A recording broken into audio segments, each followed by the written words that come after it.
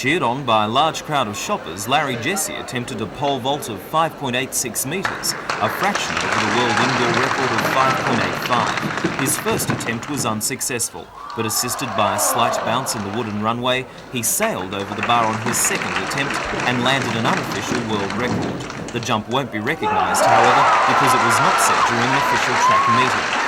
Jesse will try to equal the height and set an Australian and American outdoor record when he competes at the Wall's End Tiger Track and Field Games on Sunday week.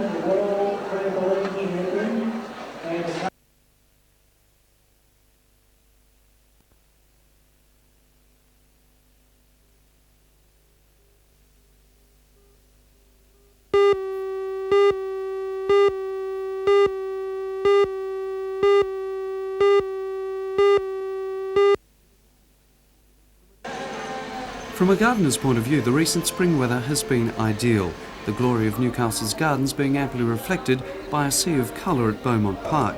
The annual garden fair is a mecca for gardeners in the region, with displays and exhibitions by more than 30 nurseries expected to attract more than 20,000 of them over the weekend. As well as being able to see and buy new varieties of plants, flowers, shrubs and trees, the fair enables everyone the opportunity to ask the experts about their backyard problems, from what to plant, when and where, to how to better landscape an area. If the weather holds over the next 2 days, it should surely be, in every way, a blooming success.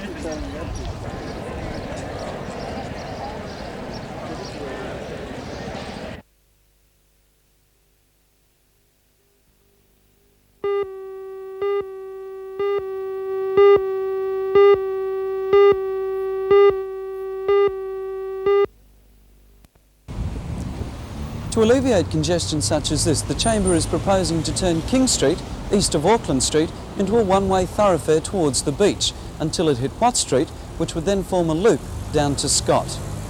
It would then become a one-way street for traffic heading west, through to where it merges with Hunter Street. The plan would mean that traffic lights would have to be erected at the intersections of King and Watt and Scott, and along Hunter Street outside the mall. But according to the Chamber, that would be a small price to pay for better accessibility to the city. As well, the plan would create up to 200 parking spaces in the now restricted areas of Scott Street, would give the shops and businesses in that area a whole new lease of life, and according to Laurie Molyneux, would lure shoppers back to the city from the regional shopping centres. I don't doubt that part of the loss of shoppers to the regional centres from the CBD is because of our parking problems. The idea has been put before, it hasn't been accepted. Is the Chamber going to vigorously fight this issue? I think we'll be much harder to get on with this time than we were in the past. There have been studies done previously. As far as we know, nothing's come from them. But even though this may be a short-term solution, at least let's try it and get the traffic flowing.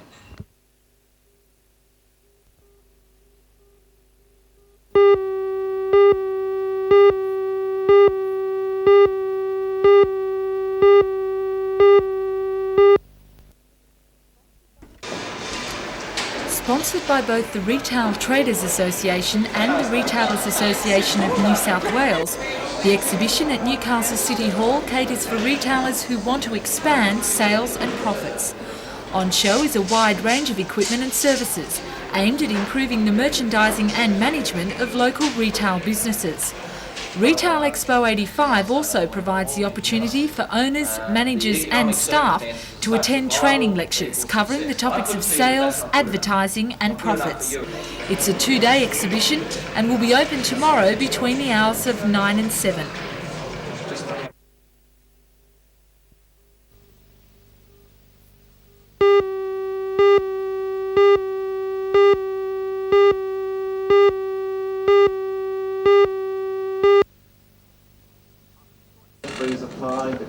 Unemployment and its possible solutions was one of the major points of discussion at the Regional Assembly, and the theme was taken up strongly by Mr Willis. He said the Labor government had managed to reduce the number of unemployed by 190,000 and sustain the economic recovery. The government had set itself the target of creating 500,000 jobs in 3 years, but according to Mr Willis, that target looks like being achieved in 2.5 years.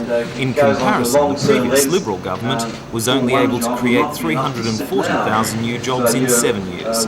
Mr Willis said Australia is now creating new jobs faster than any other Western industrialised economy.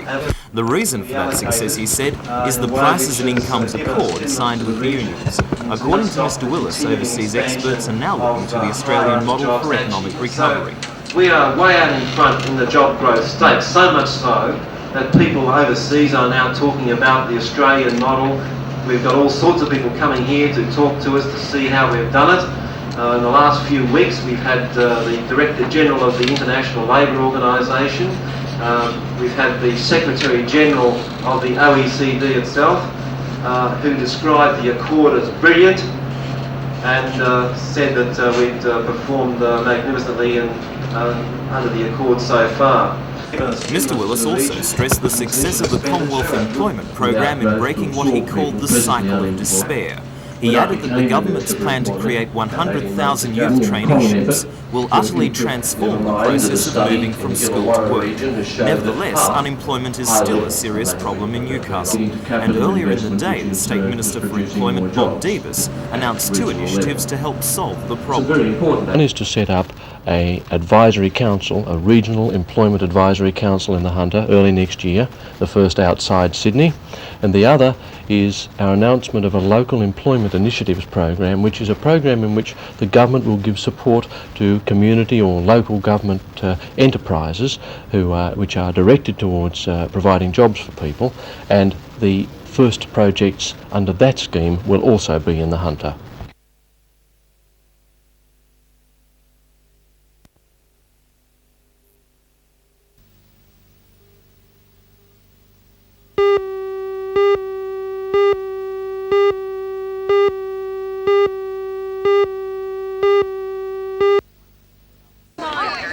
Late yesterday afternoon, the Maitland Games were winding up with the completion of the State Invitation Netball tournament at Maitland Park. During the day, 2,500 athletes had competed in a wide variety of events, from tug-of-wars to touch football. One of the highlights of the Games was the teams competition, in which groups comprising 4 men and 4 women battled for cash prizes. A team of Kmart employees was the winner there. Meanwhile, the Individual Sports Queen Award went to Melinda Mack, and the Sports King Award to Craig Ross by a mere 2 points. Over the 9 days of the inaugural Maitland Games, 23 events had been planned, but persistent rain and the worst flooding since 1978 forced the cancellation of more than half. Despite that, organiser Steve Brossman was pleased. Taking into account the weather that we were up against, we got 1.5 days out of 9 of reasonable weather. Yes, they were a success. We still ended up with over 6,000 competitors throughout the 9 days. So what have you got in store for next year? Well, next year's going to be bigger and better. The people that were in all the individual events, the people that have come and say we want to participate, the sponsors are saying they're very happy. People have already started offering sponsorship for next year. So they've got to be bigger and better. That's great, thank you.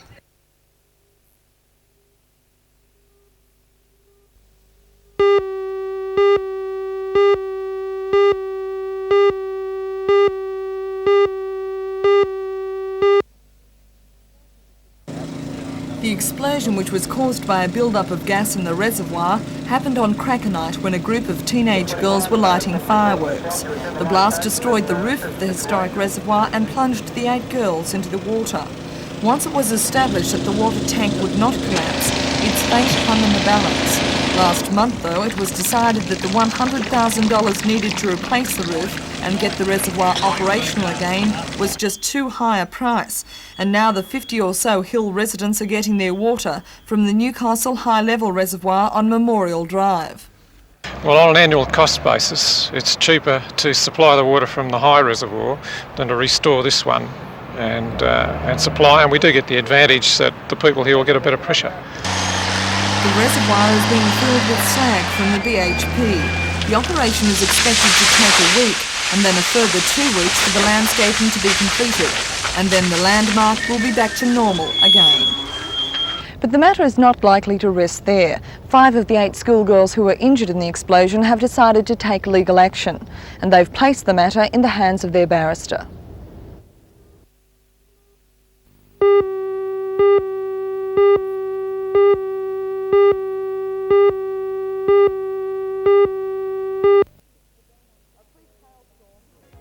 A freak hailstorm hit the Belmont South area at about 2 o'clock today, devastating most caravans in this park. We'll have full details on that story and more tonight on NBN News at 6.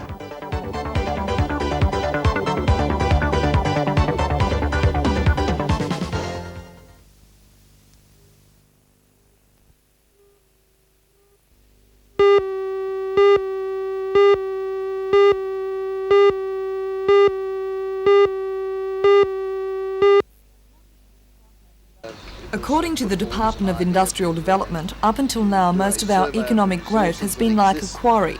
We've dug out most of the obvious valuables and disregarded the rest.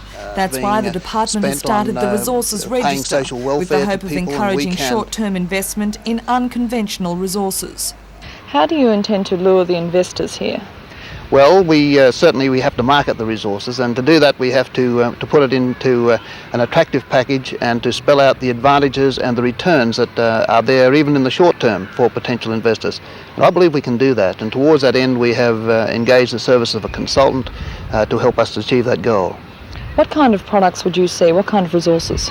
Well, we have quite a range of resources, but certainly we have some very exotic clays which to this point of time have been considered uneconomical to process. We have mineral wastes, which we've considered wastes in the past, which we have lacked the technology, and they have not been economical either. Now we have that technology. We know that there's a lot of funds available, and we intend to access those resources as well.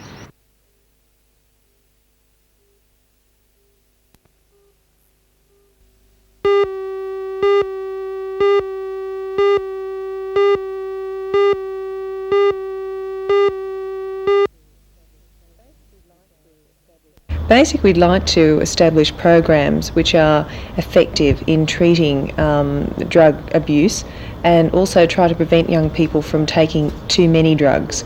We're not questioning the value of drugs, we're not saying they're right or they're wrong at these summits, but basically we're saying, well, why do you have to take so many of them at such a young age? And we're talking about all sorts of drugs like legal and illegal drugs, pills, solvents, sniffing, everything is going to be covered. And we'll be finding out what young people in this area are taking as the main form of drug. We're going to hold a state summit in Sydney on the 5th of December where the recommendations kids are making at each area will be brought to the attention of government ministers, heads of government departments and all drug and alcohol agencies. Will the kids be able to say whatever they want to say without fear of being prosecuted by the police? Oh, certainly. Because we're not homing in on personal experiences, we don't want to know about who's selling drugs, we don't want to know where they're getting them. We're just wanting to know how easily accessible they are to getting drugs, what they think are the worst types of drugs. And kids can speak very freely, nothing is written down, no names are taken, and they can feel quite assured that everything is kept in high confidentiality and that information used will be used for positive programming, nothing against them.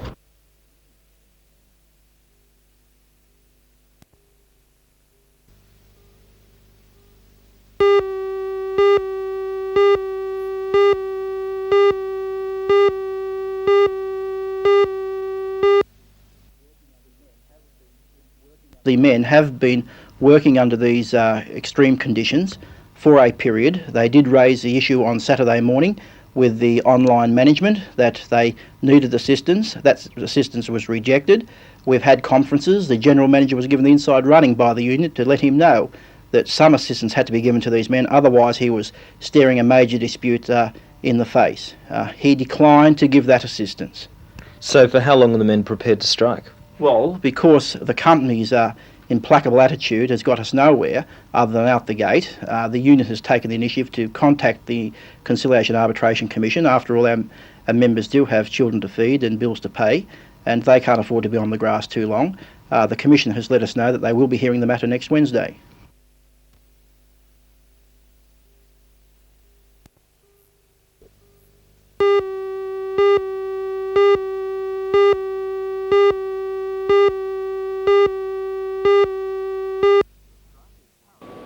The The strike has paralysed production at Curry, while a vital shipment to a Japanese customer sits on the docks at Newcastle because of a ban by Transport Workers Union members in support of the FIA.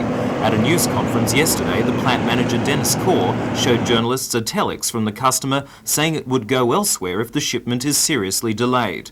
The world's depressed aluminium market means that Curry, like smelters around the world, is under pressure to improve efficiency and lower prices. Alcan plans to update its ageing #1 pot line with units the same as the 5 prototype pots at the centre of the dispute. The FIA says the smelter pots, which were introduced a month ago, increase the operator's workload and expose him to fumes for longer. FIA delegate John Lee returned from Sydney last night after arranging to have the dispute heard in the Arbitration Commission next Wednesday. John, Alcan says the new pots create less work and less fumes. You say exactly the opposite. Who's lying? Well, obviously the company's lying if that's the case. In addition to the 35 pots of conventional type the men have to look after, the company has introduced 5 new prototype pots, and they're on trial. The men for the past 40 days have in fact been trialling those pots. Overall that's 120 shifts. They've had no assistance. They've found that during that 120 shifts that the workload on the pots has built up gradually, and also their exposure to the pot room fumes, because at the moment in section 3 of line 1 the company is also trialling an alumina which is called a recycled alumina. It's not the conventional type alumina which is used in the pot rooms, and this recycled alumina is also causing problems. So we have a dual problem of recycled alumina and the prototype pots, which these men have never worked on before.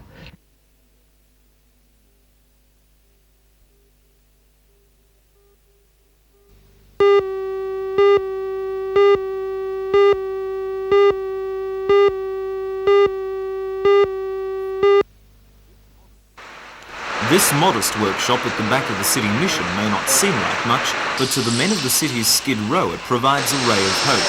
Many of them are alcoholics. At the workshop they are given employment restoring second-hand and donated furniture and electrical appliances. The scheme began 2 weeks ago, and the City Mission is now seeking more tools to allow it to provide work for up to 10 people at a time. The revamped furniture is sold, providing some income for the City Mission, but the primary aim of the scheme is not profit. I think many people over the years any mission has gone has realised that it's good if men like this can be kept off the streets and occupied. I think in this program it's been the fruition of the hopes of many city missioners for a long time, and the council too of the City Mission. What are the benefits of the concept for the men? Well, I think it should be obvious. We have only been going 2 weeks and already we see some dignity and worthwhileness coming into the men's outlook. One man just mentioned that he felt he was off the street, and we say it's put a smile on his face to think that he can do a day's work day after day and still be of some use, despite perhaps many years of not being able to work because of an alcoholic disease or something like that. People really need to work, don't they? Well, I found that out, and in my experience I spent many years in prison ministry, and I think a lot of people would not be in prison or on the streets if they had employment.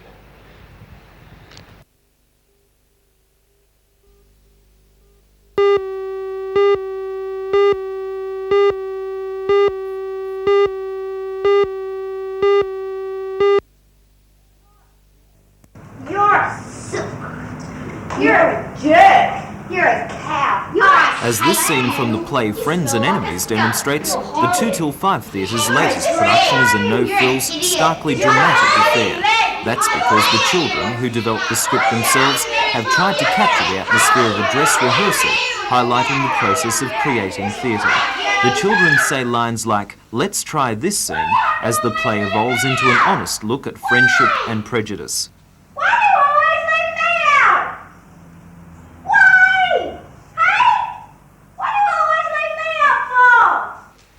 Cleanland Rules OK is another script by the children.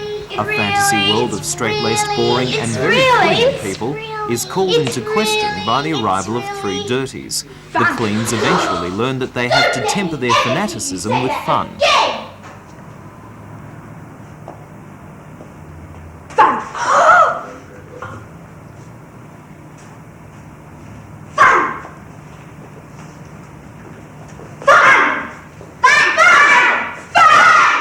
The double header opens at the Wood Street Theatre tonight.